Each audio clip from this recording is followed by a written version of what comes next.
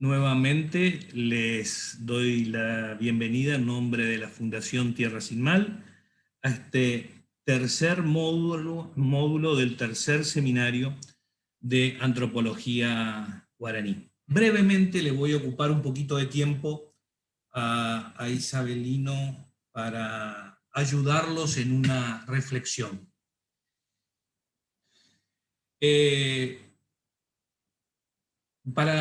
Si bien hay gente que lo sabe, por supuesto, a esto que voy a decir desde hace mucho tiempo, hay gente que recién se está iniciando. El guaraní como lengua es un idioma o una lengua ágrafa, es decir, no tiene escritura.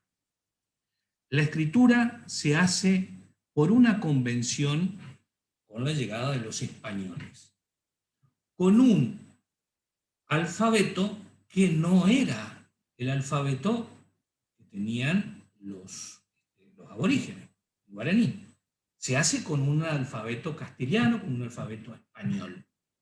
Es decir, yo estoy tratando de escribir un idioma con los elementos de otro idioma. Esto hace que en el medio haya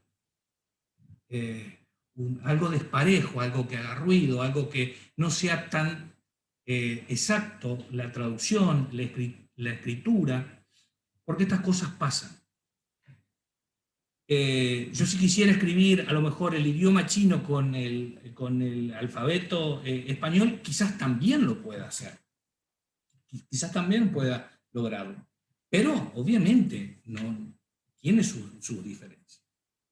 Esto que digo del idioma viene a colación de otras cosas. No pasa solamente con el tema de la lengua, pasa con el tema del uso, las costumbres, el pensamiento, la ideología, tenemos que tener todos los elementos para poder entender algunas cosas. Nosotros acá habitualmente hablamos de la importancia de la mirada, de que por qué el aborigen, el guaraní, se reconocía en uno como la selva, con la naturaleza. Él es uno, pero eso va dentro de un contexto. No se puede separar dentro de ese contexto. O sea, nosotros tenemos que lograr abrir todo ese abanico para meter todos esos elementos y poder entender determinadas cosas. ¿Por qué no existe, como decía Isabelino el otro día, la palabra verde? Porque el verde era la naturaleza y porque ellos eran parte de la naturaleza y no necesitaban ni nombrarlo. Todo eso es un abanico de pensamientos que forman parte del ser. Como para ayudarlos a fortalecer este tipo de cosas dentro de las charlas que estamos haciendo, yo quiero recomendarles algunas cuestiones que tienen que ver con material extra que los puede ayudar o que los va a ilustrar con algunas cosas. Cultura de Nación hizo algunos, creo que no vi nadie de la provincia de Misiones todavía. Cultura de Nación hizo hace unos años una película en Misiones, Argentina, que se llama Entre el barro y el cielo, que es la explicación, el uso, el contenido que tiene lo que se llama la petingua, que es una pipa con la que fuman. No es el fumar como fumamos nosotros, no es el fumar del cigarrillo que te acompaña. Esto tiene todo un contexto, tiene todo un acompañamiento, tiene todo un contenido que hay que entenderlo desde cómo se elabora el material, lo que significa, lo que se comparte, ¿sí? Y eso es lo que hace al ser. Yo en esta primera oportunidad les menciono esta película que la pueden buscar, es de descarga gratuita y la pueden ver online también, les va a dar algo más de la importancia o de lo que queremos transmitir dentro del tema de estos contenidos. Bueno, no quiero ir mucho más allá. Estaba por poner un ejemplo que por ahí nos acordamos también, y lo mejor nos toca más de cerca, el tema del mate. El mate uno no toma porque tiene sed. El mate no es porque tenga costumbre ni nada por el estilo. Con el mate, uno cuando está feo el tiempo y se sienta en la galería de la casa y se prepara el mate, no es porque no tenga nada para hacer. Hay una cuestión de una introspección, que hasta para nosotros que estamos olvidados del tema, es importante, apucha para la gente que ha vivido durante siglos con esa situación. Entonces, los invito, vamos a ir abriendo este tipo de temas y de cosas como para poder luego debatir, conversar en algún post clase durante los días que vienen. Así que, sin extenderme más, perdón Isabelino, buenas tardes, mi hermano, ¿cómo estás? Muy buenas tardes, Carlos, queridos compañeros, todos allí presentes ya desde hace un buen tiempo.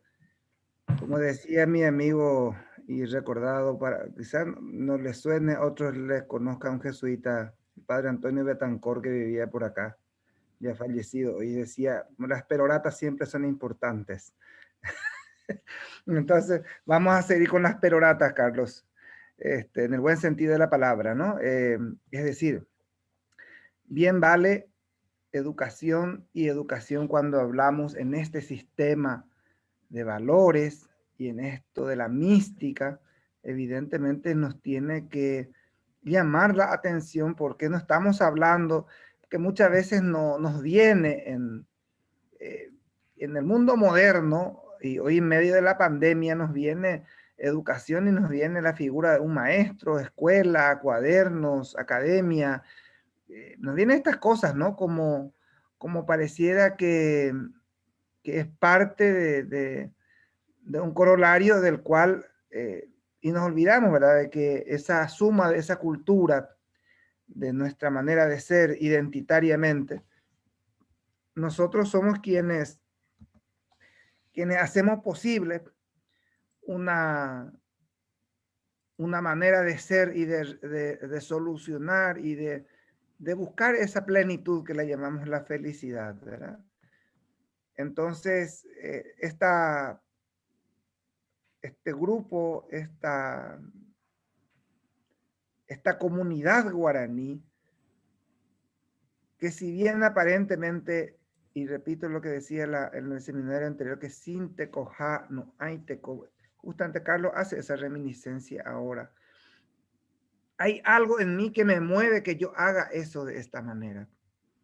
Y sin darnos cuenta somos rituales. Eso es parte justamente de nuestra, y lo vamos a abordar en un momento más, como un tema justamente hoy, dentro de ese sistema de la educación guaraní.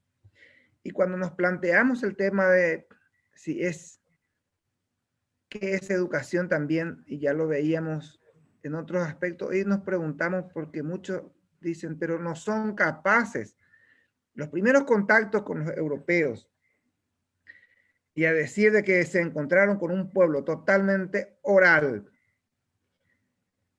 que tenían incluso miedo de la figura, la silueta que podía proyectarse,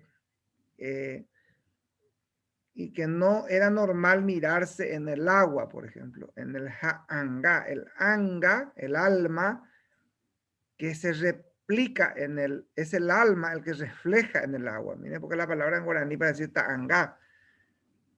Por eso, un ta'anga hoy traducido no es propiamente un dibujo. Entendamos ese código también en la educación guaraní. Y le decía a Carlos el otro día, por eso muchos guaraníes prefieren no mirar a la cámara por cualquier eventualidad que le puedan robar el alma. Y hay gente, ¿verdad? Hasta hoy entre nosotros que tiene esos códigos y a tal punto que se buscan muchas veces nombres, se buscan maneras de hacerlo, incluso hacer pasar mal como si fuera una subcultura a ciertos campesinos, ciertas personas que viven, que conciben todavía ciertas cuestiones desde ese punto de vista. Y antes de pasar en esta misma línea, quizás no venga tanto al caso, ¿verdad? Pero hay cosas que el hecho de que la educación guaraní nos han transmitido en el sentido de que hay como una corresponsabilidad y de lo que hay un cierto verticalismo que tenemos que rescatar. Hay una libertad, evidentemente, porque es un ser con los demás. Este juego que yo estoy haciendo, creo que a todos nos pasa de alguna manera cuando comenzamos a jugar con la filosofía griega y cuando nos hemos metido ciertos aspectos de la cultura, y le habrá pasado a Cadogan cuando comenzó a encontrar elementos que pareciera el génesis de la Biblia en el relato, que pareciera que hay como ciertos aspectos parecidos en ciertos momentos. Cuando el otro día don Alejandro nos preguntaba sobre el Mainoí o el Mainumbú, aquel colibrí que hace lo suyo para la creación, como si fuera, hay una mano de fuerza interna que va creando esto. Y en esto mismo también creo que compartimos una historia común, como un hilo común, en esa idea del respeto, porque si bien en las misiones jesuíticas hubo, y es lo que podemos hablar, porque a partir de ahí como que queda reflejado en la escritura, es lo que podemos, no había la filmación, pero lo que nos cuentan los textos es lo que nos pueden decir, esto se hacía de esta manera. Los jesuitas aprovecharon estas condiciones, ¿sí? Y eso mismo luego va trasuntando en el tiempo y de alguna manera aparecen los famosos mensú, que forman parte de un colorado más cercano a nuestra historia, que nos lleva más de 100 y pico de años hacia atrás, que tiene que ver justamente con esta manera de adueñarse de una manera de esclavizar, de una manera de hacer. Y entonces allí también hay como que la gente se acomoda. Me venía nomás la frase esto de los mensú en la línea también, porque es una parte tan triste también de nuestra historia de repente, que los seres, nosotros hoy, de alguna manera nos acomodamos a ciertos moldes, ¿verdad? Venimos viviendo y mejor nomás no decir, mejor nomás, si ya está luego el que tiene que dictar, el que tiene que hacer las cosas. Y muchas veces hacemos cosas por abajo, perfil bajo o fuera de cámara, como decimos normalmente, y esto no se ve. Esto que no se ve, esto que se hace por fuera, no está sistematizado. Y ese es un compromiso. Por eso nuestra preocupación de sentarnos un sábado a la tarde y estar conversando cómo era la educación guaraní, cómo era este sistema, cómo esta manera de construir el mundo desde ciertos valores.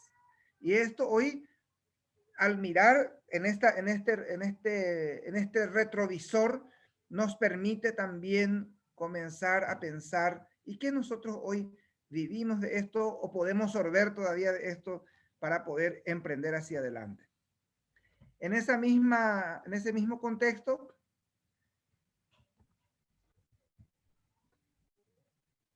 nos preguntamos, cuando hablamos de educación, entonces había una simple imitación, todo el mundo repetía porque había una cultura oral que le contaba, y eso lo hacía la abuela y lo hacía el hijo y lo iba, pero de generación en generación, tantos rezos, cosas, cuestiones.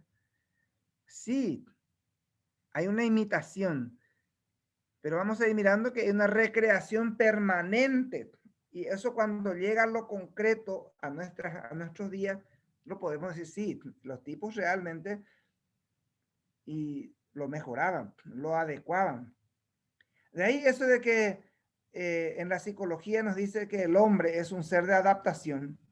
El guaraní evidentemente logró adaptarse a muchos estilos, tiempos y formas para seguir subsistiendo y cuya manera de ser, cuya lengua, cuyas cuestiones intrínsecas hoy nos reúnen para seguir mirándonos desde allí y para buscar elementos comunes que nos puedan permitir construir días mejores.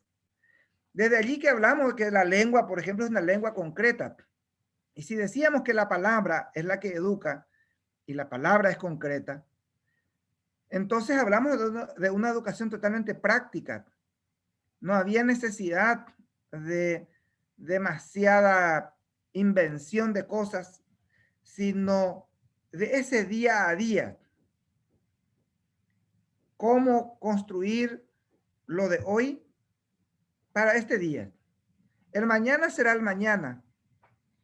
Quizá muchas cosas de lo que hoy hacemos y nuestra manera de resolver cosas, yo no sé si compartimos eso común, pero el tema de no llevar una agenda, un plan familiar, no hablamos de un plan, lo que tenemos un cierto compromiso, y mucho también lo hacemos desde nuestros compromisos, pero eso de tenerlo aquí en la cabeza, sí, ya yo me acuerdo, yo sé que me comprometí, no hay problema.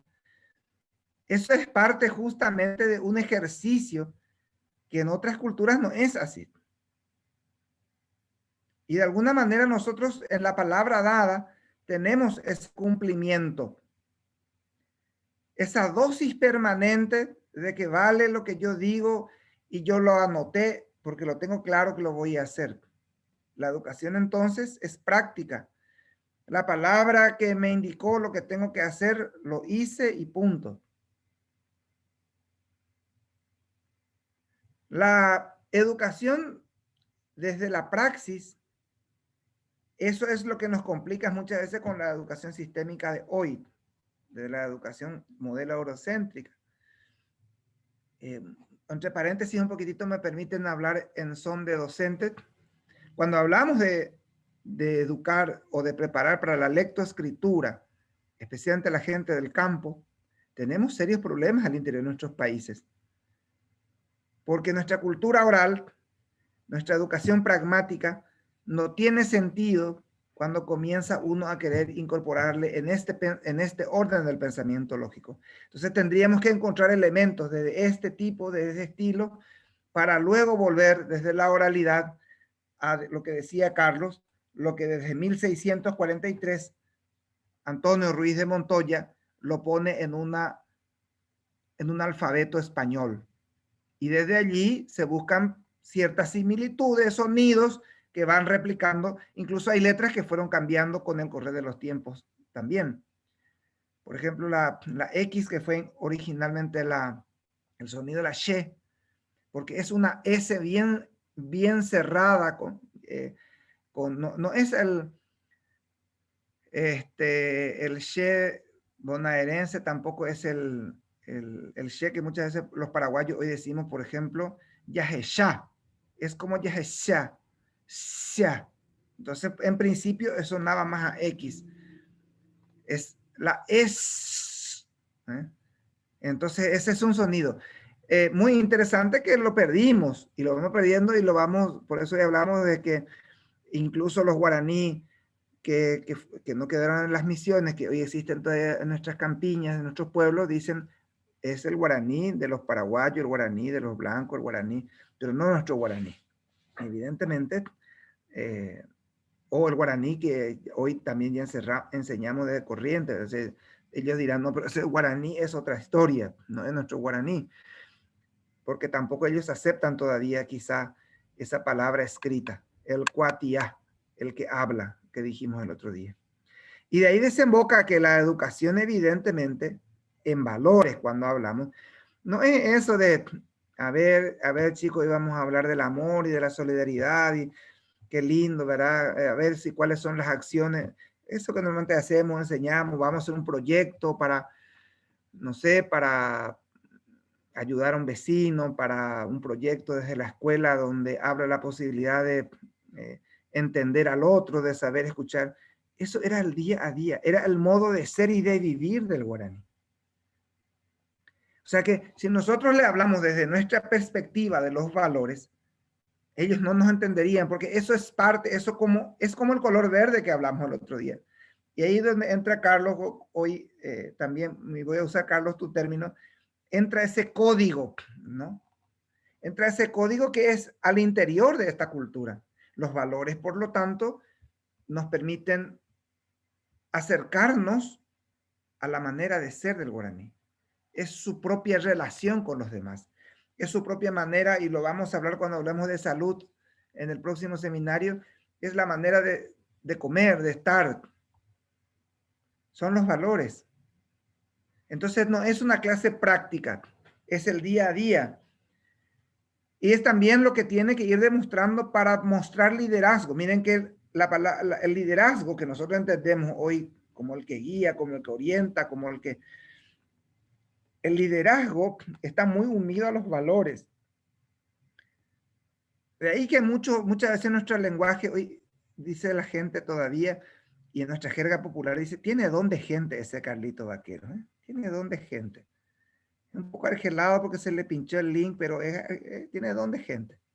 Entonces, venimos con una cuestión de que nosotros, pues, vivimos, tenemos estas cuestiones y nos acercan y nos desvinculan.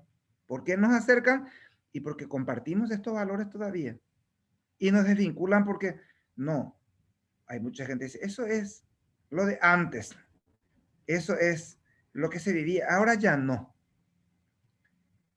Pero sí hay compases, sí hay maneras, hay ritmos que aún persisten en nuestra cabeza de hacer, de hablar, de comer, de compartir, que son todavía propios de esta cultura. Decía el otro día aquí y en otro contexto un poco más paraguayo también, el tema de solucionar rápido las cosas, ¿verdad? Lo decía en otro seminario aquí también. Antes, el usupó, la liana, eso que se cuelga por los árboles, era muy práctico para los atados, para solucionar rápido las cosas. Y luego apareció en la tecnología el alambre más fino, en guaraní el alambre poí. Y el alambre poí soluciona un montón de cosas. No sé si practicamos lo común, pero aquí desde heladera hasta coche solucionamos con alambre poí. Si por ahí en el camino tenemos lío y estamos lejos de la solución siempre es un alambre poí. Es porque algo, y siempre buscamos esa solución, por más de que no somos mecánicos y por más de que... Y tratamos de hacer, porque eso es lo nuestro. Los valores del Texacuá, ese es el valor, el Texacuá. Texá es ver, Texacuá es el saber estar, el poder encontrar en el otro lo que necesita y dar respuesta, fundamentalmente dando respuesta. El mal, y ahí me quedé el cómo y dije, bueno, el mal como que... Resulta que dentro de la educación también está el mal, el añá, si ustedes quieren buscar esa figura del demonio, pero eso que cuando nos desobliga del bien y hacemos el mal, también ellos educaban.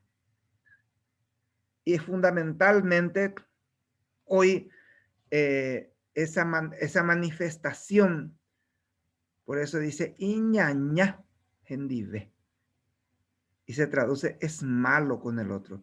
En guaraní se está haciendo del diablo, está adiablándose, no sé cómo sería el castellano correcto, comencé a pensar en guaraní. Iñaña gendive, con el otro. Es el mismo diablo que esto no entraba. Y cuando se manifiesta en exceso, como le decía el otro día, comienza el poshir. El poshir que es la manifestación propiamente ya de la obra. Y hoy mal traducido quizá o tratado de regular como el enojo. Pero en realidad es la expresión de esa maldad, la maldad misma. Entonces, el mal como, y como un elemento que educa también para poder saber de que si yo estoy obrando desde el diablo, yo no puedo caber aquí en el grupo. Y tampoco hay que tentar. Es increíble porque pareciera que eso se mezcla mucho con el cristianismo, ¿verdad? Tampoco hay que tentar. En este caso no es el diablo el que tienta, sino tentar al diablo. Es al revés. En nuestra cultura, no sé si aquí la gente un poquito más mayor que estamos, alguna vez alguien escuchó que no hay que tentarle, por ejemplo, a los seres como al bombero o a estos, a esta mitología que alguna vez hablamos también de ellos. No hay que tentarlos, no hay que intentar hacer nada contra ellos, ¿sí? Porque eso mismo puede revertir en contra de nosotros y ponernos del lado de ellos también. Tal vez que aquí una vecina, no hace mucho, en plena pandemia, murieron todos los pollos. Era en realidad una comadreja, ¿verdad? Pero como ella el día anterior le tentó al que estaba ahí en la oscuridad, bueno, vino el asunto ahí, está en nuestra conciencia esto, ¿no? Y muchas veces tentando a los demás, eso mismo, no hay que. Estoy tratando de traducir porque estoy pensando en guaraní y la palabra exacta ahí en guaraní, ¿verdad? Para eso del tentar. Onja, anga, onja, que muchas veces se traduce por remedar, pero en realidad es como tirotear contra el otro, ¿verdad? Y eso no estaba permitido. Cuando en una de las discusiones de un gran amandallé, de una gran reunión en donde yo sí me permitieron participar, en un arete, cerca de un arete, cerca de una fiesta. Era increíble el orden con que se practicaba esa reunión, ¿no? El orden, la seriedad, la sobriedad, ¿sí? Y eso no significaba que cuando yo no estaba de acuerdo con Carlos, podía arremeterme contra Carlos. Eso es lo que no estaba permitido. Tenía que encontrar la palabra exacta para refutar. Y quizá era con otra enseñanza, con otras palabras. No olvidemos que la palabra es el fundamento de esta cultura. En ese sentido entra nuevamente el rito como, ¿y qué es lo que se imita también en el rito? Se repite también, sí, hay palabras que se repiten y se repiten. Pero tiene sentido cuando se busca, porque no se está buscando, a ver, comenzamos a buscar el plata, el tesoro escondido. No. Ellos no buscaban nada escondido, buscaban lo que estaba afuera, buscaban la lluvia, buscaban respuesta de por qué la sequía, buscaban respuesta de por qué una enfermedad que azotó, de por qué un niño que fue atacado por un animal. Se preguntaban qué pasó en la relación con la naturaleza. De ahí que el rito como práctica llega hoy no solo en esa repetición, porque nosotros hacemos muchas cosas repetidas. Y bien lo citó Carlos hoy al inicio. El mate es una cuestión ritual repetida. No es que se pone nomás el agua y se pone ahí el matero. Y ya está. No. Hay un punto, yo no sé si los correntinos cómo toman el mate, pero aquí hay gente que espera tomar el mate más caliente, bien hervido, no tan hervido. No hasta que suene el agua y ya ahí hay que sacar. No hay que sacarlo del fuego, hay que venir y llevar y hasta que vuelva el chirrido. Por ejemplo, las medicinas naturales, si bien no se pesan, es a la vista. Por eso que muchas cosas hasta hoy se dan, esto es para vos. Sí, ¿cuánto? No importa.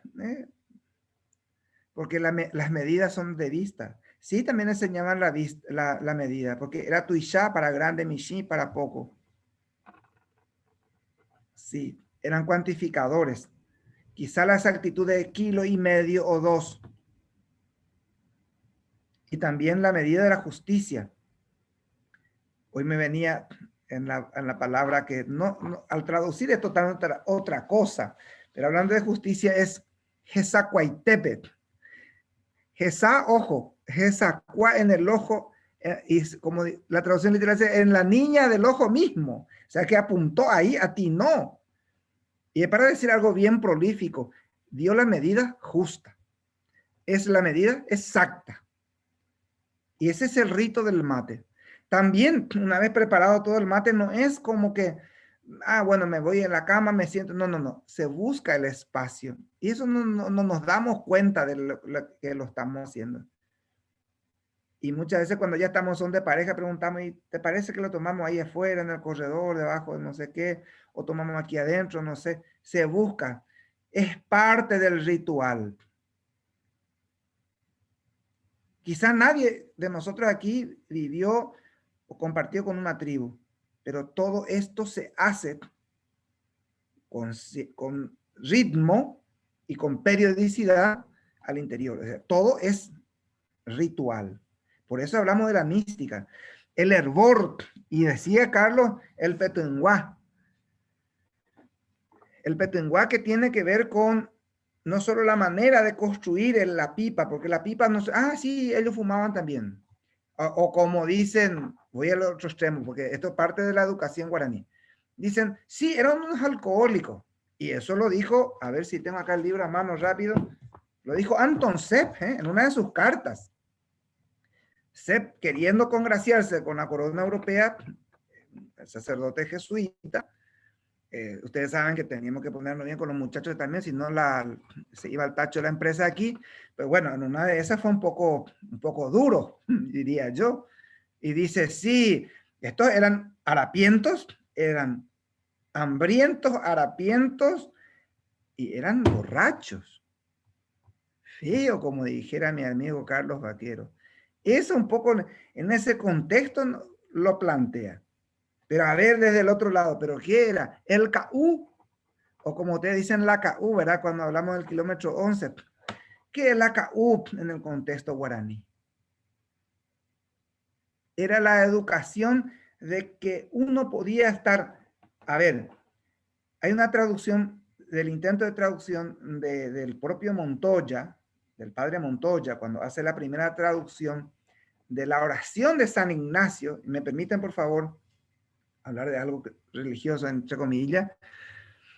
Cuando él habla de la traducción de alma de Cristo, santifícame, cuerpo de Cristo, sangre de Cristo, embriágame, y ahí ya había el problema. Si yo digo en un contexto un poco más paraguayo, los muchachos se me van a caer de risa.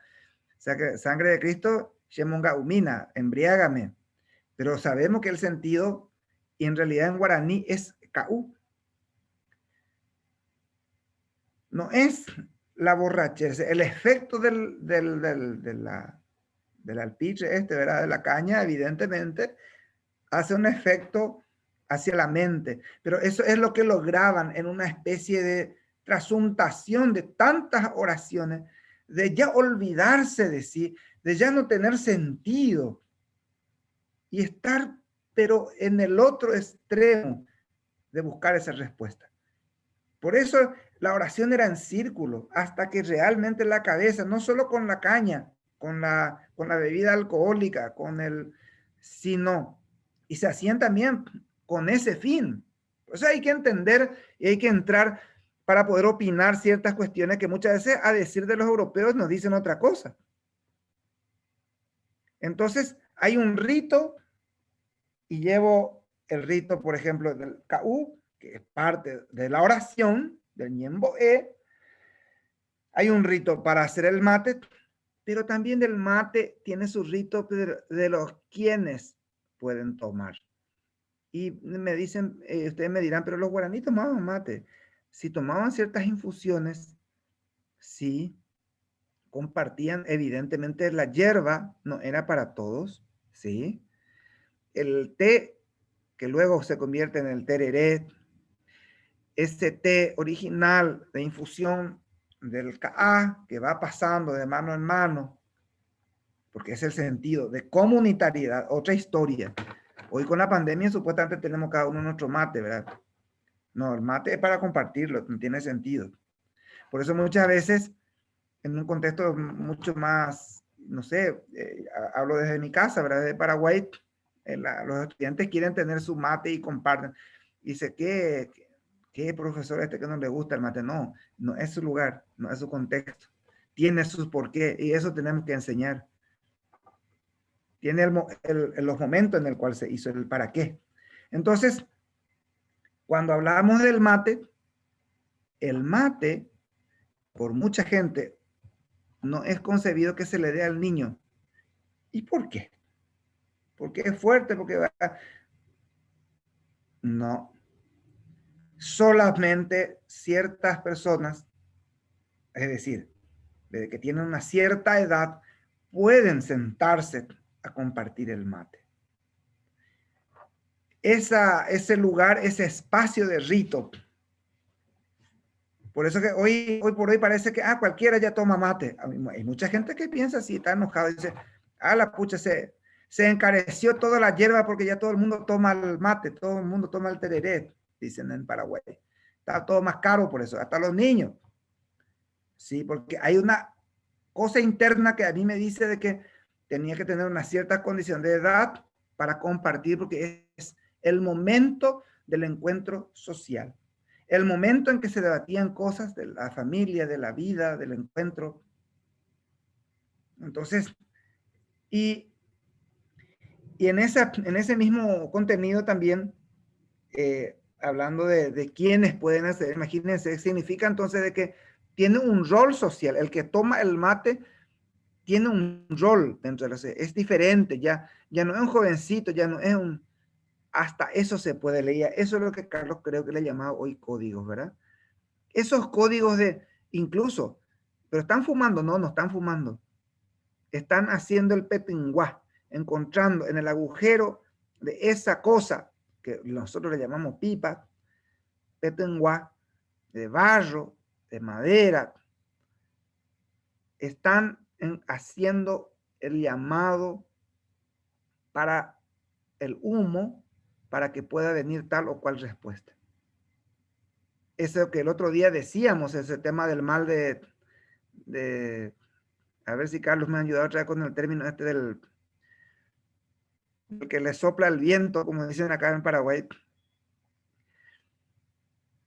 Ese que tiene un efecto espasmódico por ahí, por una torcedura de cuello que quedó Cuando ahí. te agarra aire, Isabelino. Cuando te agarra el aire, eso. A ver si... Pero eso pasa, a vos te agarra el aire, ¿no? Y para eso está el petinguá. Los médicos, yo tengo todavía acá viviendo una señora cuyo padre fue el último cacique guaraní, guaraní aquí de Santa María, doña Juana Benítez, sigue usando el petinguá para curarte de esto, y es impresionante. Yo no sé si algo psicológico, pero yo corro hasta ella cuando me pasa esto, una cosa así, ¿verdad? Y vení, pero de maravilla. El otro día le preguntaba por eso a ella, desde su educación, desde su formación, que le preguntaba en guaraní, ¿qué cree ella que este asunto del COVID? A ver si cuál es la concepción, porque lo tiene, y lo tiene claro. Dice, tapishá, prajú, tapishá, Jecobé, Naiponay, Barembiapo. Esto es obra de la gente, no es, y de la gente mala, no es obra ni de Dios ni de la naturaleza. Y como es obra del hombre, solo el hombre lo puede resolver. Esa fue la respuesta. Interesante. Podemos estudiar toda una tesis a partir de ahí. Entonces la educación finalmente en esto de que se hacen cosas y se mejoran las cosas que se hacen, porque siempre hay una imitación, no, pero hoy el problema es la sequía. Bueno, solucionemos, busquemos la respuesta. Se hace la imitación, la repetición. ¿Qué harían nuestros abuelos? ¿Qué hacían ellos? Que se repetía. Siempre es el caú, el yeré, la oración del fuego alrededor, la oración de toda la noche, el arete, la fiesta, sí, todo siempre. Pero siempre es una respuesta creativa. Por eso, cuando llegaron los colonizadores, ellos pudieron resolver ciertas cuestiones de esta manera. Desde comenzar a mimetizarse, a querer congraciarse, porque eso los españoles y en los libros de historia lo leemos, ¿verdad? De que dice, existía el cuñadazgo. A ver, ¿de qué estamos hablando? ¿Era algo voluntario o era una manera a ver si no le ganábamos al otro? Pongámonos desde acá, desde nosotros. Parecía algo muy lindo. Ah, entonces repartían, sí. Y si era, estaba emparentado, ya no había problema. Sí, porque ellos pensaron de que así como Abraham llevó a su hijo para el sacrificio, bueno, ellos también pensaron que podrían sacrificarse de una manera tal que podían compenetrarse en la cultura. Pero tal cosa no fue tan así, ¿verdad? Entonces había una educación para la sobrevivencia del día a día, del consumo, de la vista, perdón, de la vestimenta, desde encontrar, porque no es como nos muestran muchas veces las películas, y eso lo dijimos ya y lo quiero puntualizar nuevamente hoy. No es esa educación de que ándalo con la flecha ahí buscando el primer animal y ya lo flechan. No. Es todo un proceso, ¿sí? Es todo un proceso de buscar el animal. Desde comenzar a orar, de rezar, si es que se va a consumir, porque el animal es el último recurso. Por eso es que se busca tanto. Y vas a decir, pues si en la selva habrá montones. Sí, pero no, es que así nomás. Es que el primero que encontrás no. Tiene ciertas condiciones de edad, de condiciones, si es hembra, si no está preñada. Hay un montón de elementos. No es así nomás. Entonces, la educación desde todo este nivel era evidentemente para sobrevivir y una educación que le permitía vivir en libertad con la naturaleza. Y allí es donde comenzamos a decir, bueno, entonces esta educación les permitía hacer artesanías propias. Yo aquí tengo conmigo detrás, ustedes me pueden seguir, voy a alzar un poquitito más la cámara ahí, disculpen que lo voy a mover. Esto es un quechua, está en su amplitud aquí, es bastante alto, tiene como 2 metros. Esto que ven por acá son bambúes, tacuaras, están agujereados por el medio. Es un telar del 900. Es una parte del telar que se llama quechua, que lo que hace es como una especie de bastidor, pero con cuerdas al interior de cada agujerito de la tacuara. Eso que ven más o menos, no se verá el agujero, pero se puede ver como una línea ahí, ¿verdad? Cada línea es un puntito. Y eso mismo lo que hacían es colocarle los hilos de tal manera a que se pueda eso preparar el tejido. Entonces, esto ellos lo hacían también con cierto rito y lo decíamos en el seminario anterior, en el módulo anterior, estábamos hablando de que en los tiempos de ocio, por decirlo así, se dedicaban a estas cosas. Sí, llamémosle de ocio para nosotros. O sea, la artesanía era parte natural, normal, porque ayudaba a concentrar, ayudaba a gerenciar, ayudaba a olvidarse de muchas cosas, incluso del poché que hablábamos recientemente, a bajar los decibeles. Entonces aquí, esto era bueno, en realidad esto apareció, llegó hasta mis manos, que era de la tatarabuela de mi señora, o sea que si hacemos más o menos del año 1840, pero estamos hablando todavía de una organización guaraní, de que vivía aquí, en ese momento tenían nombre y apellido todavía guaraní, los dueños de esta máquina, por llamarlo así, ¿verdad? Entonces, es una cosa que pero ¿cómo lograban con tanta pulcritud?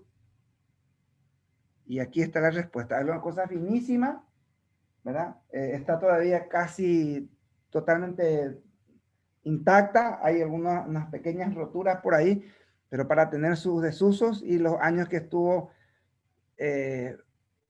fuera de línea, como le llamamos, ¿verdad? Está todavía en perfectas condiciones. Y cuando hablamos de vestimenta, hablamos no solo de esa riqueza de la artesanía para hacer, sino también la riqueza en el sentido de la producción. Había una producción, pero riquísima. Tantas cosas hoy escuchamos. Yo estoy vistiendo ahora el famoso aopoí. No sé si se logra ver con sus detalles. ¿Sí? Esto es netamente de la cultura nuestra guaraní. Hay formas que muchas veces hoy filigranas, pendientes, que todavía se replican y se hacen.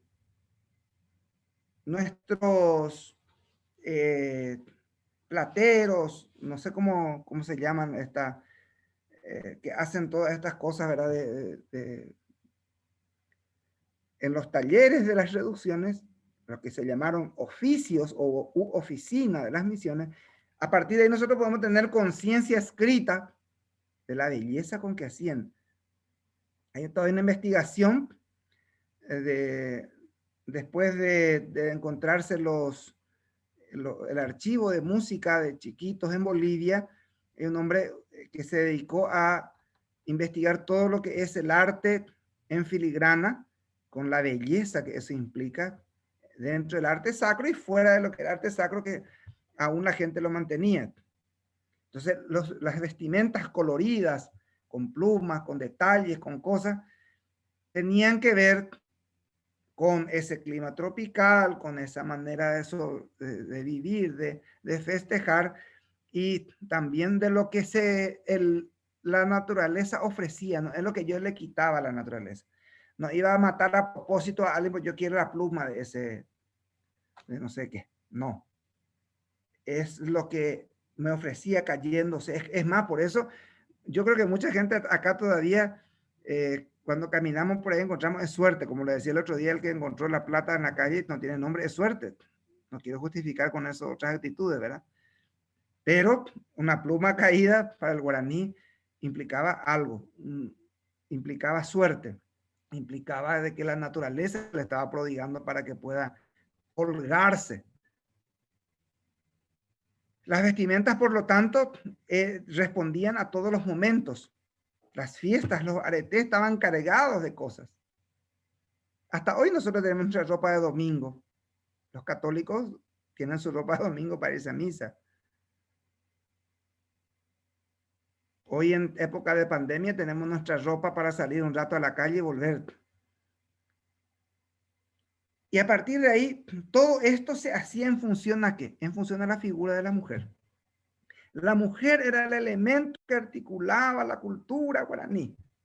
Por eso dicen, eran maestros,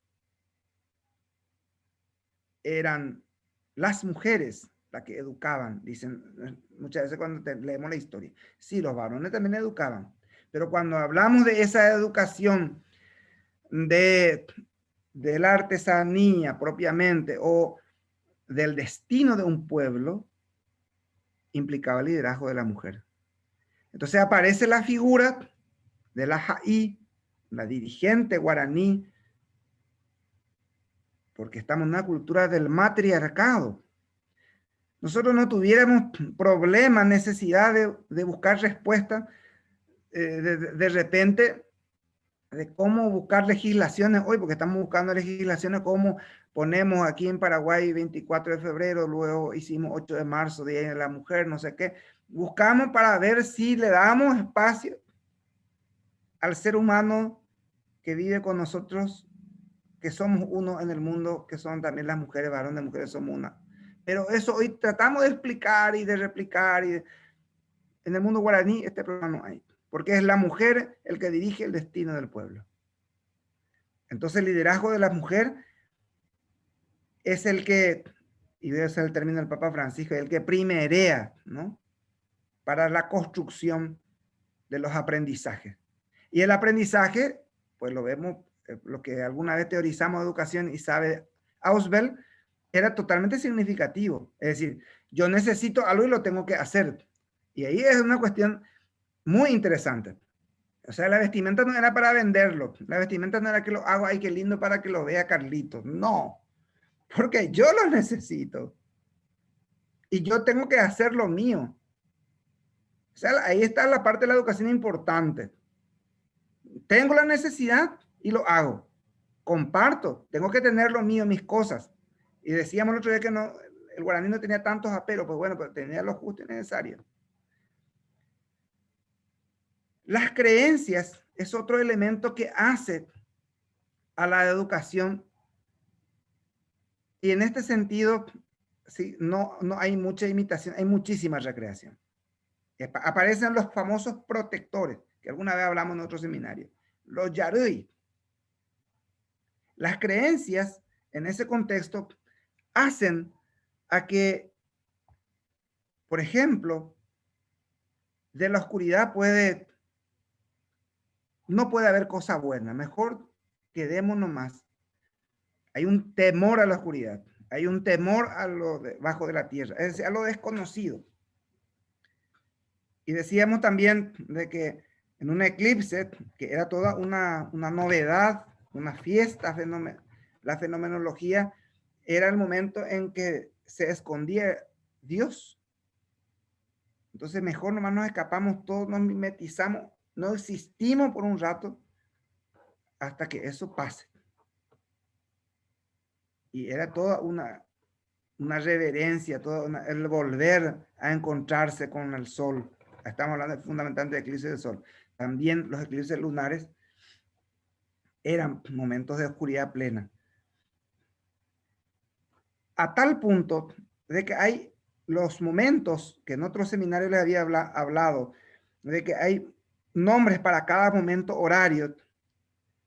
Está hasta el Pijaré Mbute o Pijaré Putet, bien entrada la noche, que tampoco es la medianoche. 10 de la noche, bien entrada la noche, en este tiempo que ya vamos de marzo, 10 para adelante ya sería el Pijaré Putet, bien entrada la noche. Y a partir de ahí, hasta el primer movimiento del lucero coetí, del lucero del amanecer, para el coetí sorop, que es el primer tiempo guaraní que hacen al ara, que son 24 horas en el ara. Y por eso es ara y luego decimos pujaret. Perdón, 12 horas, perdón. Son 12 horas del ara y comienza con el primer esclarecimiento hasta que se esclarece totalmente. Es el tiempo del sol el que da el ara. Y hoy muchas veces queriendo traducir, algunos dicen ara, día tras día. Pero en el decir del contexto europeo, día tras día es 24 horas, 24 horas y 24. Aquí hablamos solamente del momento en que uno está activo. Y eso a lo que quiero referirme es que hay un cierto tiempo de la noche en la educación guaraní de que, es más, ahí no había que atentar contra nada. Y ese espacio no tiene nombre. Que va más o menos entrada bien la noche, que puede ser 10, 11 o 12 de la noche, hasta más o menos las 3 de la mañana. Ese tiempo no tiene nombre. Que de repente podamos nosotros llamar madrugada o antes, en ese espacio de la medianoche madrugada, los primeros momentos de la madrugada. Eso sí no tiene nombre en guaraní, porque realmente allí no necesitamos atentar porque puede estar otras cosas y que no hacen a nosotros. Y mucha gente hoy compartimos Argentina y Paraguay, aquí yacyretano, y como nosotros somos los dueños de la energía, pues cuando queremos apagamos, al menos aquí en Paraguay, yo no sé ustedes allá, pero aquí apagamos las luces cuando queremos y lo volvemos a prender cuando queremos. Esta madrugada, por ejemplo, 3 horas estuvimos sin energía, como nos gusta hacer eso y jugar un poco con ellos, apagamos un rato. Yo muchas veces tengo miedo que en medio del encuentro aquí del seminario, pues haya algunos apagones, porque habrá alguien que quiera también hacer lo suyo, bueno, así. Pero en eso de que apenas oscurece o apenas se va la energía, y en ese silencio sepulcral, más de uno de los que estamos aquí tendremos cierto miedo. hay un temor que compartimos. Nadie querrá irse afuera, no precisamente porque habrá ladrones o porque Carlos sabe que ese barrio es terrible, no, sino porque hay algo más. Y mejor nomás no ir, cállate en lo posible, ni un ruido. Y eso hay algo a mí ese es el espacio que le estoy hablando. Y eso tiene que ver con las creencias, evidentemente. Sí, pero esa creencia es la que educa, gente. Si nosotros no sabemos entrar en ese lenguaje, es imposible todavía pensar en una educación del mundo queriendo traer a la ortodoxia del mundo europeo, que es lo sistémico, que es lo que nos ofrece. Por eso nosotros decimos, no, Watson era el conductista, no sé qué, algunos teóricos de la educación, ¿verdad? Sí. Y nosotros repetimos y repetimos. Y sí, hacemos por repitencia. ¿Por qué? Porque nuestras creencias invaden más allá, sí, pero mi repetición va a tener su límite cuando entra lo mío. ¿Sí? Yo te voy a hacer todo cristiano, muy lindo padre, bautizame mi hijo, pero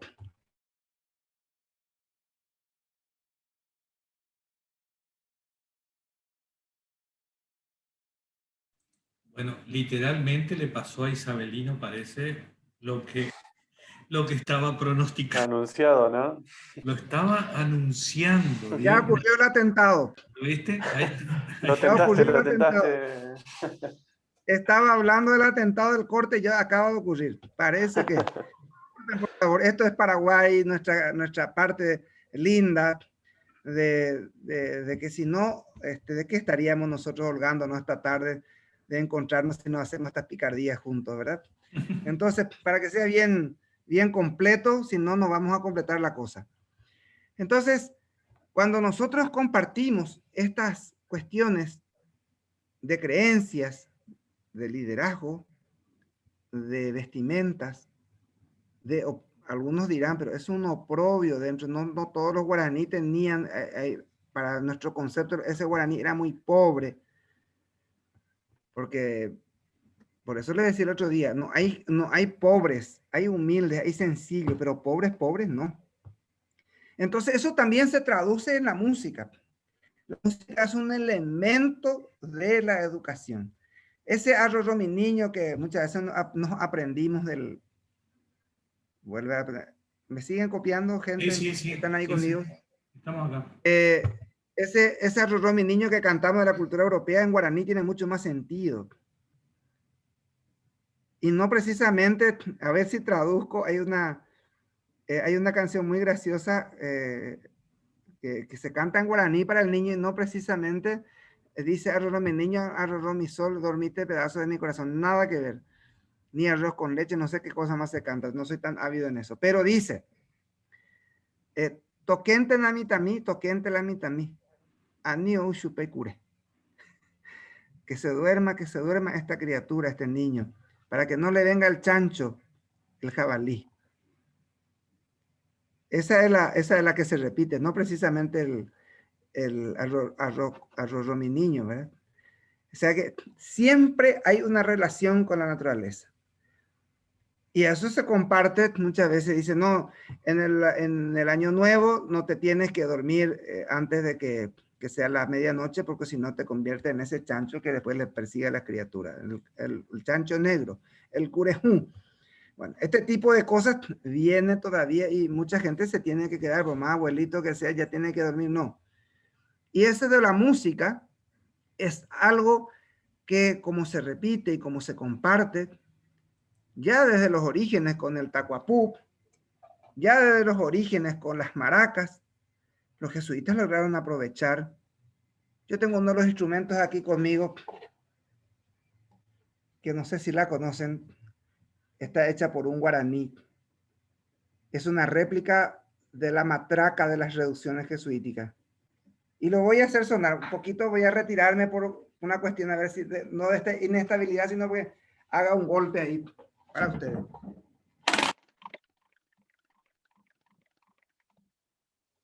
Ahí tiene el sonido de este instrumento musical que aquí comparte con ustedes. Bueno, yo lo hago tan rápido, pero en realidad Tiene que, bueno, hay que comer mucho, mucho maíz para que uno también vaya con esto, ¿no? Pero las matracas, al igual que las maracas, eran solamente propio de ciertas personas al interior, especialmente del varón adolescente que ya podía compartir su fuerza. Quizás no te da su idea porque ahí recién llega el Abba, más o menos a los 20 y pico de años. Miren que los 18 años que dice nuestra ley no se comparte tanto en la cultura guaraní, 23, 25 para adelante. Y tiene un límite. Carlos, yo por lo menos creo que puedo compartir, Carlos ya no creo. Tiene un límite de edad. Hasta cierto punto va el Abba, después ya no. Entonces, la música, eso del ritmo que se hace del día a día y estas cosas con el tacuapú, el sonido que hace el bambú para marcar, que retumbaba, todo eso, la onomatopeya, que los silbidos que hasta hoy hacemos, hay canciones que la gente le pone silbidos, ¿sí? Entonces, todo eso hace a esta reminiscencia de nuestra cultura guaraní, esta riqueza que muchas veces quizá hoy no hablamos, pero sabemos hacer ¿verdad?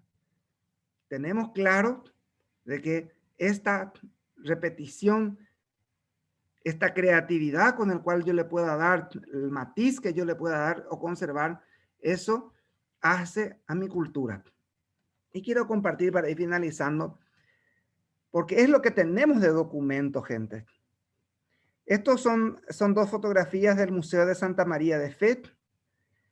Lo que tienen ahí a su izquierda es obra del maestro Joseph Brassanelli, un italiano.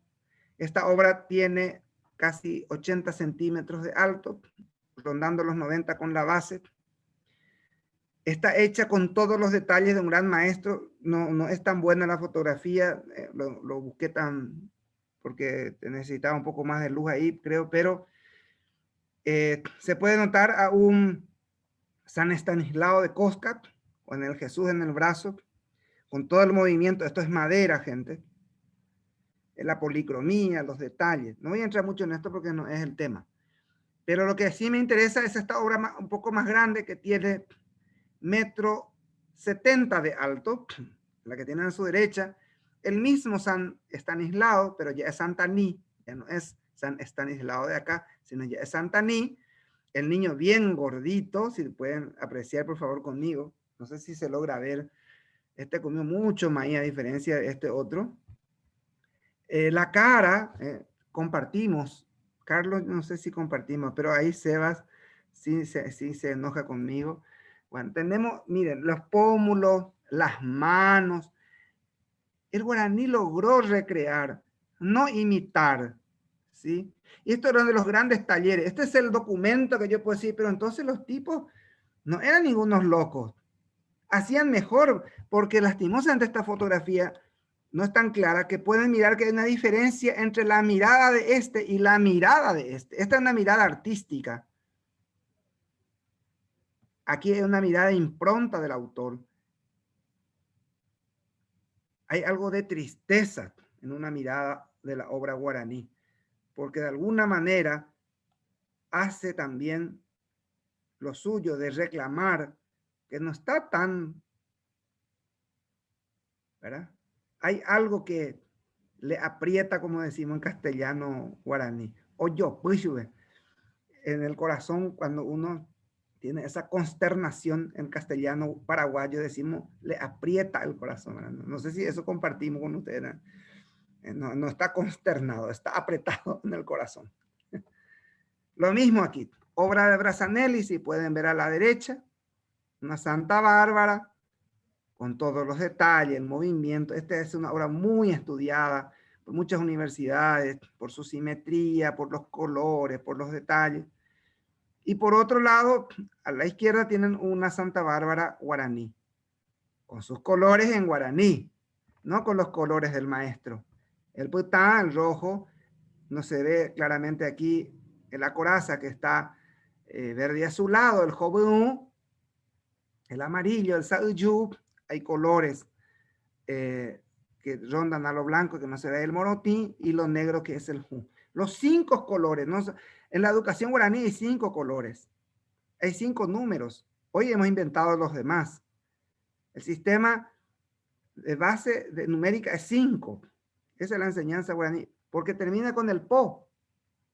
Como es concreto, petei, mocoy, bojapu, irunde y po.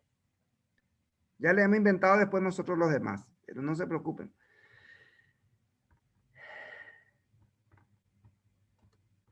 Hay un San Miguel precioso. Este San Miguel de la izquierda es de Brazanelli. Según la Biblia, Brazanelli expone a su San Miguel bajo sus pies el dragón, que es el diablo. En cambio, el guaraní hace su propio San Miguel, peleando todavía en un gesto bien guaraní por debajo.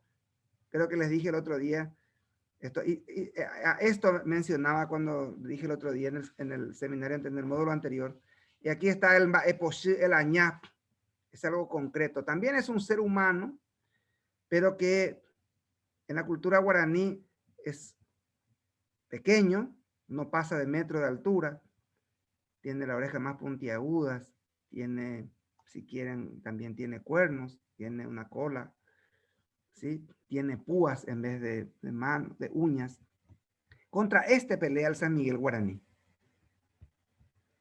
Esto para que veamos, y de todo lo que dijimos hoy, de esta riqueza que ellos lograron, cuando hablamos de las misiones jesuíticas, se logra documentar, y es lo que nos permite hablar con libertad de la calidez de la educación, de la cualidad de su sistema y de la libertad que estamos hablando, que en estos contextos se tradujeron no solo en palabras, sino en gráficos, en unos sistemas que nos permiten también decodificar, pero por supuesto, en esta mirada rápida es solamente para decirlo, porque habría que sentarnos, pero mucho tiempo a estudiarlo con los detalles que implica un movimiento, el otro, el brazo aquí, porque podemos decir, mira, ¿por qué no hizo así el San Miguel, el otro, la espada está mirando al demonio, el otro tiene para arriba? Porque ese es un gesto guaraní.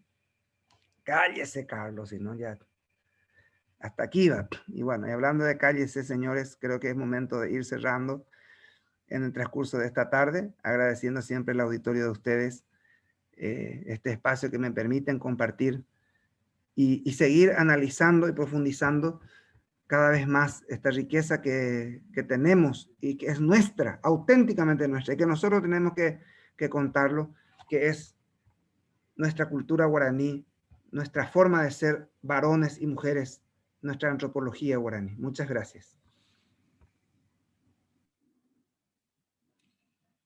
Bueno, Isabelino, muchas gracias.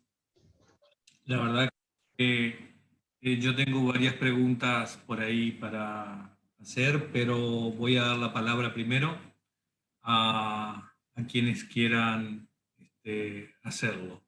Preferentemente de manera oral.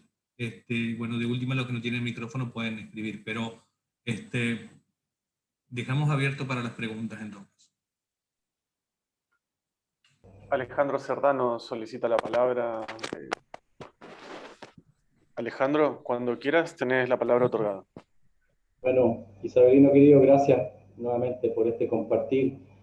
Quería hacerte una pregunta, ya que hablabas del mal, es algo bien interesante. De repente, si me pudieras aclarar. Pai Meliá, en uno de sus libros, habla sobre el yopoy de la venganza. Ese concepto a mí me ha costado mucho entenderlo. ¿Por qué? Te cuento. Bueno, yo vengo de un origen andino, donde existe algo muy parecido al yopoy, que es el aini, pero tiene otra connotación muy diferente. Entonces,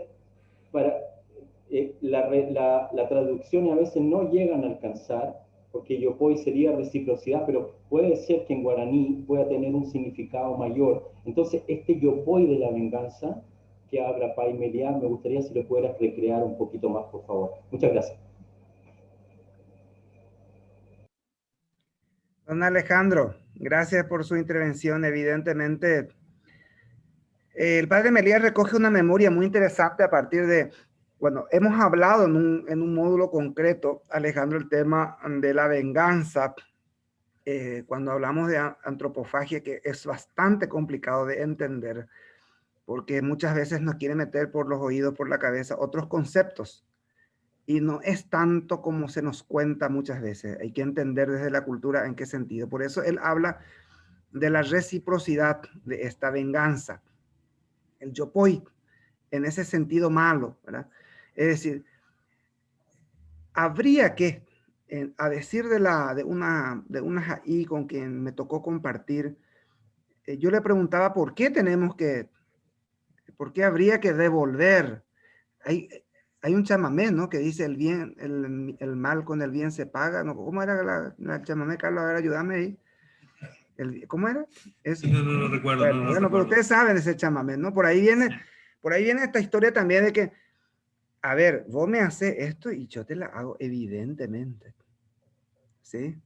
Entonces es como la venganza en ese sentido es recíproco. El yopoi, que por un lado es la máxima expresión de solidaridad, de compartir, de soltarse al otro, de pasar la mano, de compartir, de sentir con el otro, también en cierto modo, en ciertas comunidades, en particular entre los guaycurú y algunos guaraní, como los más antiguos, ¿no? Tenían esto bastante fuerte, ¿sí? Por eso decíamos el otro día, Alejandro, si te haces memoria, de que la palabra así como perdón no existe alguna vez, y eso lo llevamos a la cultura cristiana incluso. Dice, alguna vez Dios, te la verás con Dios también vos, ¿eh? Y sí, pero el Dios de misericordia no importa, pero Dios le va a echar por su pie nomás luego también, va a caerse por su pie, lo va a sufrir. Eso es una reminiscencia de lo que Melía intenta explicar desde ese sentido. No tiene quizá, o sea, yo estoy tratando de explicar, Alejandro, algo que es una manifestación, es un código que lo vivo, que no tiene quizá palabra, porque no es incluso eso a ver, del aro, esto del mal que yo tengo dentro, que me enojo y que estoy no pasa por eso, por ese nivel, pasa por algo más profundo, ¿sí? Pasa por la profundidad de que yo realmente, al sentirme muy ofendido, y lo que Carlos me preguntaba el otro día, en función desde el que se ofende y cómo queda el perdón, ¿no? No el que perdona, sino el que es perdonado, recibe como tal.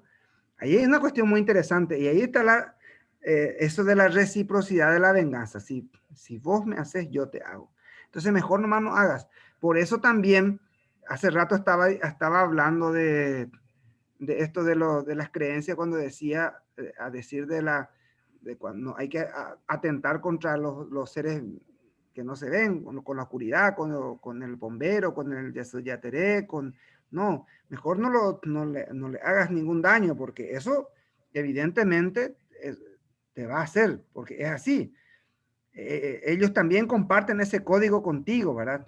Entonces, por ahí es que es muy interesante plantearnos seriamente nosotros hoy, porque nosotros queremos ser hoy de otra cultura, y esto pasa a nivel político, ¿verdad? Cuando yo también le voy a hacer lo mismo, apenas mi partido gane y ustedes se la verán conmigo. Y son códigos sí, me sonrío, muy lindo todo, pero sí, y en Asunción no hace mucho les decía, pero esto es muy fuerte todavía. Me dicen, no, hacen en el campo, aquí en Asunción, no, pero si en Asunción se hacen esas cosas, ¿verdad? Me disculpan los asuncenos, pero es así, ¿verdad? A nivel de gerencia política, así gerenciamos la política. Yo no sé si eso se gerencia en Corrientes o en otro lugar del mundo también así, pero aquí gerenciamos así. A ver, Carlos, cuando yo pueda asumir intendente y vos me cobraste ese impuesto, yo te voy a cobrar más caro. Ya te la verás conmigo. Entonces, así funciona, porque hay algo, pero hoy lo exteriorizamos ya a nivel un poco, a ver, tampoco es la palabra, pero a nivel más chabacano, por decirlo así, ¿verdad? Pero el otro es mucho más religioso, por eso es que Melea insiste con eso. Así, tiene que ver con algo que se vive ahí, que jamás me voy a olvidar. Y yo creo que comenté acá una vez, y lo vuelvo, si no, me disculpan por favor. Yo viví una experiencia así muy fuerte. Estaba hace más de 20 y tantos años dando clases en una comunidad del fondo de Paraguay. La comunidad se llama General Artigas.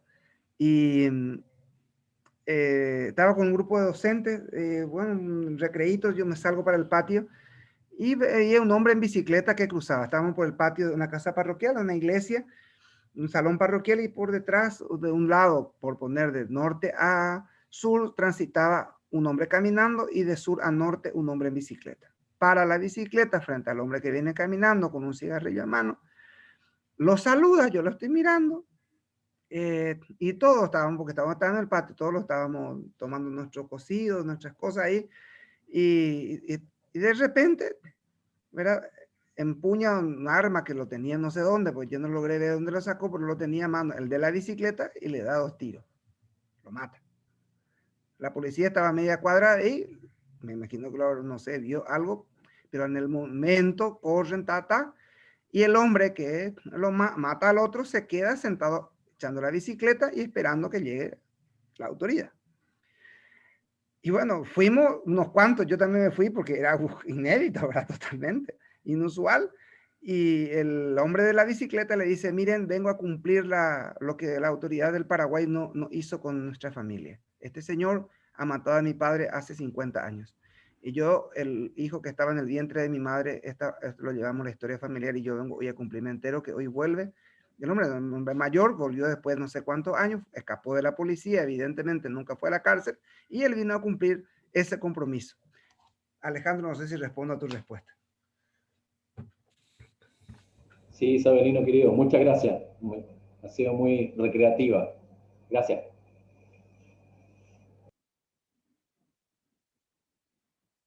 ¿Alguien más? Bueno, voy a Isabelino mientras esperamos si alguien más tiene preguntas. Un tema con lo que tiene que ver con lo que hablábamos al principio, por ahí con el tema del contenido, estas cosas que van más allá de lo que vemos, estas cosas que complementan, como lo que hablamos del mate, como lo que hablamos del fumar,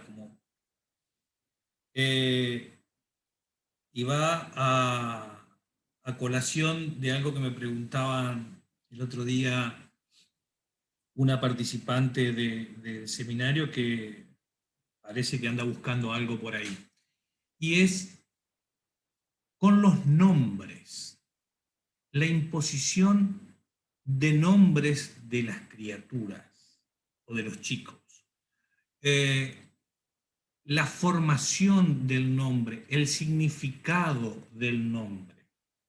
Yo sé que esto es un tema extremadamente largo y complejo, porque daría para un módulo puntualmente por la cantidad de aristas que tiene, pero el otorgar un nombre o el imponer un nombre o el asignar un nombre, que muchas veces ni siquiera tiene que ver con el gusto de los padres, sino que tiene que ver con otras cosas. Y los ejemplos de nombre. Vos hablaste en un módulo pasado, y creo que en seminarios pasados también, sobre Arapizandú, y hablaste sobre alguien más que se me escapó ahora. Me gustaría ver qué podemos escarbar un poquito sobre el tema de los nombres. En primer término, los nombres son dadas por la Jaí. No nos olvidemos que esta líder femenina, la mujer, porque es la líder espiritual del pueblo. Por eso que cuando llegan los curas, también no con la pipa precisamente, pero trajeron sus turiferarios, esas cosas para hacer los humos, ¿verdad? Y con toda la estupefacción que entraron los jesuitas, los guaraníes dijeron: esta es la sección masculina de lo que nosotros ya conocemos, nuestro líder. Es también espiritual y viene con sus cosas. Entonces este va a ser el paí. La masculinización de esa palabra del jaí, que viene a ser el paí. No como muchos autores pretendemos contar que era el papá pequeñito, no sé qué historia es esta, ¿verdad? Como es y todos los chicos en guaraní, no. Viene el jaí, es el líder masculino que se incorpora y entra perfecto. Entonces, es el primer enamoramiento de estas dos culturas que luego se defienden al final de la historia, ¿no? Y la imposición de los nombres, los jesuitas no lo quitaron. Recién, a partir de 1846 en adelante, los nombres fueron quitados. Se permitían solo los nombres castellanos y los apellidos castellanos. Hay gente que lo conservó hasta final de la guerra del 70. Los posteriores, los libros de bautizos posteriores de los pueblos del interior, ya fueron castellanos y con apellidos castellanos netamente del 900 para adelante. Pero hasta 1800, incluso hay algunos que conservaron entrado al 900 y hay curas que seguían bautizando con los dos nombres, nombre guaraní y nombre español, ¿sí? Eso es fácil de encontrar en cualquier libro de bautismo del final del 900 y principios del 900. Ahora, la imposición de los nombres más allá, desde el momento que se sabe del embarazo, que es el puru a, Carlos, en guaraní. Me estás metiendo en un lío grande, a ver, porque es bastante largo, me tendrán que aguantar ahí. El tema del puru a, gentes, purú es prestar en guaraní, pero es más que prestar, es dar, es darse, es donarse. Por eso, el puru cache es pasame, por favor, préstame eso. Y tú lo das y ya no es tuyo. Tú lo das, lo donas. Puru a es justamente esto. La madre está comenzando a prestar la vida. Es más, hay un órgano concreto que permite esto, que es el ombligo. En guaraní es puru a. A es el alma. La madre está prestando el alma. Y del momento que comienza a prestar el alma, tiene que tener razón. ¿En qué circunstancia? ¿Cuál lluvia? ¿Qué animal rugió? ¿Qué cosas pasó para que esta líder espiritual comience a buscarle respuestas al futuro nombre? Porque todo esto se busca también en el arete, Carlos. No es que por azar, porque a mí se me antojó, porque a la vieja vino con ese nombre y es la suegra maldita. No, no pasa por ahí. Pasa por toda una cuestión de rito y de la necesidad que tiene el pueblo. Así surge el Arapuzandú, evidentemente. Santa María tuvo lo suyo con el famoso Aratiresá, que era el que podría ver por sobre la nariz, un poco, hace la traducción un poco mal dicha, rápida, podía ver un poco más que los demás. Era el ojo del pueblo. Y así está el Apuguá, o Yapuguay, como decíamos el otro día. Esta que hace sonido como si fuera un murmullo de las aguas. Sabía hablar tanto que era un agua cantarina. Pero eso ya lo resolvió la Jaí con el poder de convencimiento con la madre desde el seno del vientre materno. De ahí que hoy la psicología nos dice, hablarle a tu bebé en la panza de la mamá y no sé qué historia. Eso ya era, mira, la psicología guaraní lo tenía muy abundado y lo tenía muy claro. Entonces, me quedo nomás ahí y diciendo que es en un rito, que ese rito comienza del momento del puru a, ¿sí? Hasta el membu a. Porque hoy los paraguayos no sabemos si decimos nacer o si vamos a inventar una palabra para decir nacer en guaraní. Entonces decimos geñoy, y resulta que geñoy es cuando la planta, uno pone la semilla y nace la semilla. Ese no es geñoy del ser humano, ¿sí? Esa es la semilla que brota, el geñoy. Los seres humanos, membu es hijo, a caerse, porque la mujer guaraní se sentaba en el proceso de parto para tener a su hijo. Entonces lo que ocurre es que cae el hijo. Así nomás es sencillo, no hay necesidad de filosofar demasiado con eso. Entonces, del puru a hasta el membu a, o también fruto del vientre, puru a, eso lo dice, lo recoge creo que el padre Melía también en uno de sus libros, ahora no me viene en mente cuál, pero recoge justamente en el mundo guaraní, también lo vuelve a puntualizar claramente. ¿sí? Entonces, los nombres tienen que ver con el momento, la historia del pueblo, con la necesidad de dar respuesta al líder o a la persona que tiene que vivir. Por eso alguien dijo de que el nombre marca la identidad de uno, ¿no?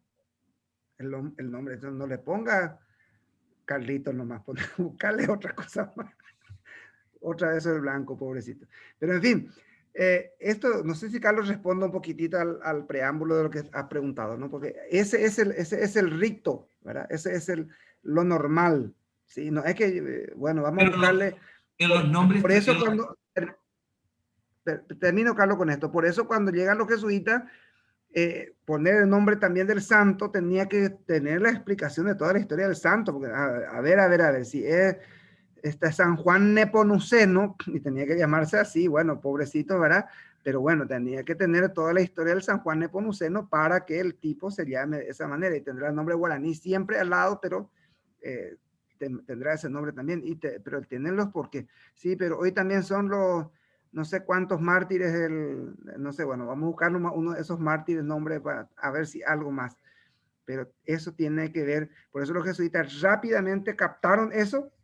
Ah, bueno, vos vas a ser como San Roque y te vas a llamar Roque. Y San Roque era un tipo así, Eso, Carlos, ahí terminó. Te escucho, Carlos. una pregunta nada más, permitime. Más allá de los protagonistas que ya conocemos, obviamente, en la manera tradicional, en el mundano, en el habitual, en el diario, nombres como que uno se imagina, sí, el sonido del trueno, la luz del amanecer, la primavera que vuelve, un montón de cosas. De esa característica eran los nombres. Totalmente. O ¿No? plantas, o sonidos, onomatopeyas. Por ejemplo, hoy hay todavía algunos amarillas en Paraguay, hay muchos amarillas. Eran los ayllú de la época, Ah, mira. por ejemplo. Era el amarillo, en realidad, no la amarilla. Ujú. Pero bueno, después del 46 tuvimos que inventarle uno más chusco, así, ¿verdad? Y le metimos amarilla. Por ejemplo, no sé si respondo, Carlos, lo que... Sí, sí, sí, sí, sí, sí, sí, sí. Bueno, ¿alguien más? Aquí había un hombre que no hace mucho, bueno, murió casi hace 3 años, de 104, 105 años, don José Zarza, cuya mamá conservaba todavía el apellido guaraní, que en realidad era su nombre, porque hay que entender también eso. El apellido es el nombre, ¿eh? No, esa identificación de nombre y apellido no hay tampoco. Es eso mismo, es el que le marca la... Y entonces él era yataí, y luego ellos castellanizaron y se terminó muriendo el Zarza, ¿verdad? Bueno, así una cosa ahí, bueno. Seba, te cedo un poquito la coordinación. Perfecto, perfecto, gracias, Carlitos. Isabelino, la verdad que es interesantísima la charla de hoy, se ve reflejado en los comentarios que nos están acercando todos por el chat, agradeciendo y recalcando justamente de lo interactivo que fue y los gráficos, ¿no?, que nos fuiste mostrando. Tengo una consulta de Nazarena Flores, ¿sí? Sí, te consulta si podrías dar ejemplos de nombres en guaraní. Yo decía algunos, ¿verdad? Por ejemplo, aquí en Santa María, por decir momento histórico que les puede sonar a ustedes, cuando aparece un botanista famoso francés que vivió aquí en Santa María, confinado, 1821, 1830. El tipo se encuentra con los chiribés. No son los chirifes de Posadas, son los chiribés de Santa María. Y yo me decía, ¿pero qué significa eso en guaraní, verdad? Y resulta que ve, evidentemente, al final es para más. Y en el caso del chirí, es una comida que solamente se producía para ciertas cuestiones de ¿cómo se llama esto? De ritos, ¿verdad? De rituales. Entonces esta familia sabía cómo, o esta persona tenía el conocimiento de la fórmula secreta de esta bebida, por ejemplo. Entonces, no solo tiene que ver con colores, sino tiene que ver también con cosas que uno sabe. Por eso el Aracurezá, como le decía hace rato, el cacique de Santa María, que tenemos documentos, o el Apuaú, o el Arapuzandú. Había otro cacique muy famoso, por ejemplo, y ese tiene el nombre de una hormiguita que pulula por una hormiga negra. Bueno, pero en realidad no hace alusión a esa hormiga. Araraá es el nombre del cacique. Pero nuevamente es Ara, es el cielo. Araraá es fruto del cielo. El tipo no era cualquier cosa, era cercano al Caraí. Era un señor así con toda la letra de la ley. Y ellos se cambian los nombres, gente. Carlos, eso es algo interesante. Ellos no es que se conservan toda la vida los nombres. Cuando van asumiendo, se cambian el nombre. Ya si Carlos ahora va a ser investigador de no sé qué, bueno, tendrá que ponerse un nombre a su altura. Y eso también lo va decidiendo la JAI en esos aretes. ¿Sí? Entonces, yo no nazco siendo, no sé, Sabiyu y me termino muriendo Sabiyu. No, no, no. Un paraguayo que me escuche se puede reír perfectamente conmigo, ¿verdad? No nazco pálido, en una traducción mal hecha, y no muero pálido, ¿verdad? Entonces, Excelente. va cambiando de acuerdo al rol que asumo frente a la comunidad. Y es más, si se descubre otros valores también, Carlos, que yo pueda tener, eso con el correr de los tiempos, no solo es hábil en esta. A ver, voy a mezclar otra cosa más que viene al asunto. Por eso, y no se enojen conmigo con lo que voy a decir, por eso es que los caciques o ciertas autoridades, porque ellos así lo concebían, podían tener esposas, no mujeres, esposas, porque ellos estaban convencidos de que solamente una habilidad podía transmitirse para cada hijo, para cada esposa. Entonces, una mujer tenía que poder recoger una habilidad, la otra, dependiendo de la habilidad que tenga, para poder seguir que la tribu, la generación siga teniendo gente con estas cualidades. Entonces hay que entender el Jembireko, que hoy traducimos por esposa, que quizá no sea ni la traducción, pero valga, las mujeres, ¿no? Pero Jembi es como el reflejo de su propia vida, por eso es Jembi. Es como reflejarme. Si uno se acerca al fuego, por eso y es caliente, se calienta, es Jembi-P. Yo siento el calor del fuego, se me refleja a mí el fuego. Y por eso es Jembireko, es dueño con ella de su vida. Impacta en el otro la vida del otro. Entonces, por eso podía tener, a ver, estoy otra vez mezclando podía tener muchas mujeres, eso es lo que quiero vagamente decir. Quiero ser un vago en decir eso, ¿no? Pero no, ese es el nivel, gente, por Dios. No, bien. Hay que entenderlo desde la cultura y con mucha asimilación, porque cae muy gordo, y para ellos le cae muy gordo. Yo he hablado estos temas con ellos y cae muy gordo hablar así a rajatabla, así como que burlándose. Sí, hay mucha gente que lo toma por chiste. Se hizo el cacique, tiene todas las mujeres que quieran. No. Señores, no pasa por ahí. Es una condición divina, es una transmisión de las cualidades. Yo le llamo cualidades a nivel en el idioma tiene otro nombre. Podemos buscarle otra traducción un poco más cercana, pero se orilla a las cualidades, no netamente a los genes, no se refiere también a eso, sino a esa espiritualidad que se transmite. Y bueno, y hay cosas alrededor de eso que, bueno, puede haber niños, acá no voy a decir en esta hora, ¿verdad? Pero en fin, tendríamos que hablarlo en otro momento. Gracias, profe. Natalia Tenaglia nos consulta acerca de, bueno, ¿Sí? quiero saber el tema de lo que implica el puruá para los guaraní. Si se podría desarrollar en algún momento, tal vez por cuestiones de tiempo, no sé si se va a extender mucho, como vos lo consideres, Isabelino. No, evidentemente creo que hablamos un poquito de esto, ¿verdad? Y tendríamos que entrar un poco en otras palabras que hacen a esto de prestar la vida, ¿verdad?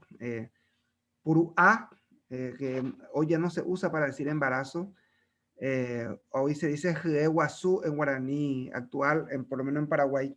La palabra original es Puruá, porque es el fruto que tiene ahí que está prestando ella. Y Puruá es el medio por el cual ella está prestando la vida. Por eso que el cordón umbilical, cuando uno muere en la cultura guaraní, cuando lo ponen en la tinaja de barro, como le llamamos nosotros, en la tinaja, en realidad es la forma del útero, y lo pone en posición fetal, porque dice que vuelve a la madre. Entonces le pone una soga por la cintura y saca por afuera y lo vuelve a conectar a la tierra. Y ese es como el ombligo por el cual vuelve a conectarse a la madre original, que es la tierra. Hoy los católicos de origen jesuita, muchos de nuestros pueblos, y hoy las funerarias se holgan en venderlo y cuesta carísimo. Algunos cuestan casi 200, 300 mil guaraníes, porque todo artesanal. Se hacen los famosos coró o cordón, que es lo que se te vende con el féretro. Voy a ser un poco luctuoso con esto. Entonces te venden con el... Mucha gente dice, ¿para qué te ponen esta cuerdita? Dice la gente. Sí, esto es guaraní. Los jesuitas le metieron 9 nudos para convertirlo en algo más cristiano, pero es una práctica guaraní para implicar de que vuelve a la tierra. El jesuita le dice, no volvés a la tierra, volvés a Dios. Entonces por eso tiene 9 nudos, son 9 oraciones, 9 momentos para llegar hasta el cielo. Entonces, son cosas de la práctica que se fueron mezclando y que tendríamos que entender la raíz. Entonces ahí, doña Natalia, no sé si respondo, pero el Puruá tiene tal sentido de que no solo es en el nacimiento, sino es en sentido, el sentido más acercado a también hasta el final de la vida, o sea que siempre uno va unido a la madre. Por eso, por excelencia esta cultura es matriarcal, por donde lo mires, ¿sí?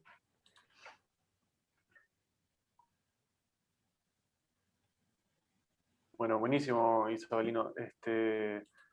Me siguen copiando ahí porque creo que hay problemas de señal por aquí, me dicen. Mónica Rodríguez nos dice que se está cortando un poco el audio, pero yo escuché perfectamente, no sé si alguien más tuvo inconvenientes. Debe ser el de ella porque se escuchó todo algo perfecto. Puntual, ¿no? Ok. Bien, bueno, perfecto. Si no hay más consultas, es todo tuyo, Muy Carlos, bien. e Isabel, para dar el cierre. Gracias nuevamente por esta tarde y bueno, ánimo para seguir aguantándonos los sábados de la tarde. Gente, ha sido un gusto compartir con todos ustedes. Nos vamos a ver el próximo sábado. Para los que tuvieron dificultades de señal, les recordamos que esto lo subimos al canal de YouTube de la Fundación, así que lo van a poder escuchar ahí. Ha sido un gusto y nos vamos a volver a ver el próximo sábado. Muchísimas gracias. Buen fin de semana.